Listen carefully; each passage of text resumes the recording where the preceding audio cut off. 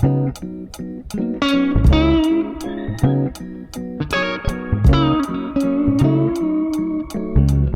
Leo, and welcome to your May 2024 horoscope. Let's get right into it. One of the main themes for you in the month of May has to do with the planet Pluto. I know, you thought you escaped it in January, but I'm sorry to say you haven't. In January, Pluto entered your 7th house of relationships. To keep it short and sweet, you are learning about the power of connection, the power of being intimate with somebody else, the meaning that intimate relationships can bring into your life. Because on May 2nd, Pluto goes retrograde. Any of the actions you have taken around this theme since January may come up for consideration again. You may be reflecting, looking back through the last couple of months, and also wondering if you could do it again, what you would do differently. May 3rd is also an important day for this theme. This is because Mars sextiles Pluto. And May 20th is another important date for this theme because Mars conjuncts the North Node. Even though the May 20th date doesn't have anything to do with Pluto itself, Pluto and the nodes, however, in evolutionary astrology are quite connected. When we learn the lessons that Pluto is teaching us, we are able to step in the direction of our North Node easier. We are able to step into our soul's direction easier. And that's why on the 20th of May, when Mars conjuncts the North Node, you might see more about power in relationships coming up for you again. May 22nd and May 25th also may highlight some themes around power in your relationships. On May 22nd, the Sun trines Pluto, and on May 25th, Venus trines Pluto. Venus and the Sun will be trining Pluto from your 10th house. So for these 2 days, it might be that there's something in your career that's helping you step into this power in your relationships. Maybe your career is going really well.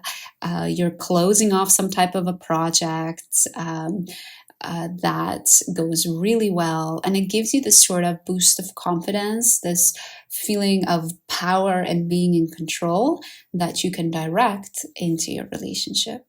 The second major theme for you in the month of May is being vulnerable with others, opening yourself up with others, and specifically doing that in your career.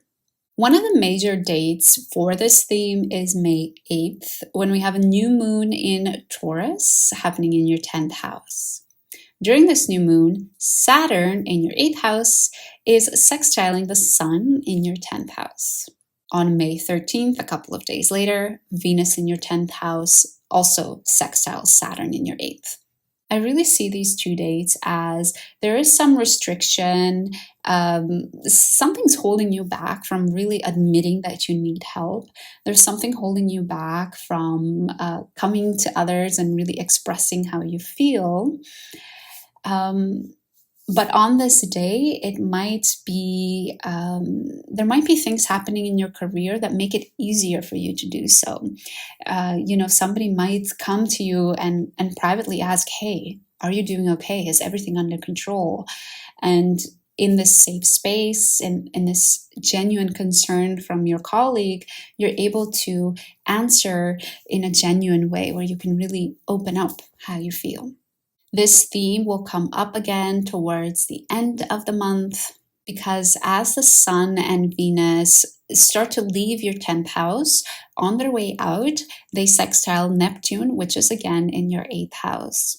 So while the first two were more about restriction in admitting you need help or admitting that you cannot go at life alone, the second part of May is more about opening up in a sort of unconditional and loving way. So the energy should feel a little bit less restrictive towards the second half of the month. But Leo, let's talk more about your career because your 10th house of career is lit up during this month. You have the Sun, Venus, Uranus, and Jupiter all in your 10th house. Some of the key dates surrounding your career are May 13th, when the Sun is conjunct Uranus, May 18th, when Venus is conjunct Uranus and the Sun is conjunct Jupiter, and May 23rd, when Venus is conjunct Jupiter. So during these 2 weeks, the 13th until the 23rd, give or take a couple of days, your career is front and center. Because we are talking about the Sun, Venus, Jupiter, I do feel like this illustrates that things are going well in your career. There's a certain flow and abundance there. But keep in mind, because we're also talking about Uranus, there might be sudden changes, unexpected changes, changes that come out of nowhere. Finally, Leo, before we close off this horoscope, we have to talk about the shift in energy towards the end of May from your career into sort of future thinking. This shift is initiated by the Sun when on May 20th it leaves Taurus and enters Gemini, or your 11th house. A couple of days later, on May 23rd, there's a full moon in Sagittarius, which again highlights this axis between Gemini and Sagittarius, or your 11th and 5th house. And I feel like the final push into this 11th house territory will happen on May 26th, when Jupiter also enters your 11th house, or the sign of Gemini. Jupiter entering Gemini is quite a big deal. Jupiter will be in your 11th house for a whole year, and because it will be there for a substantial amount of time, it will really have the time to make an impact. I cannot get a lot into what Jupiter will mean in your 11th house here in this horoscope, just because of time. But don't worry, I will end up doing a live later in May about Jupiter in Gemini. We'll talk about what it will mean for all of the rising signs. So if you want to make sure you catch that one, then make sure you subscribe.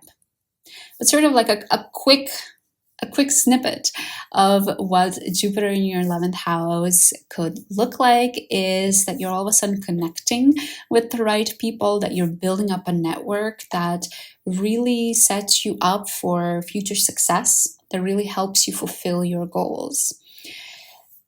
It could mean that you are finding it much easier to make steps towards where you want to get in life, and that the actions you're taking are more focused on or motivated by getting somewhere. You're not doing things just for the sake of doing them, but you really have a plan of, if I do this, then this will happen, and because of that, I could do this, which will cause this to happen. Basically setting off a whole chain of reactions. So overall, Leo, I hope you're looking forward to the month of May, and I hope you're looking forward to Jupiter entering Gemini. I am a Leo rising, so Jupiter in the 10th house has felt quite nice, and I'm quite curious to see what Jupiter in the 11th house brings. Let me know down in the comments what Jupiter in your 10th house was like, any nice experiences that came from that. Thank you so much for joining me, Leo, and I hope to see you again soon.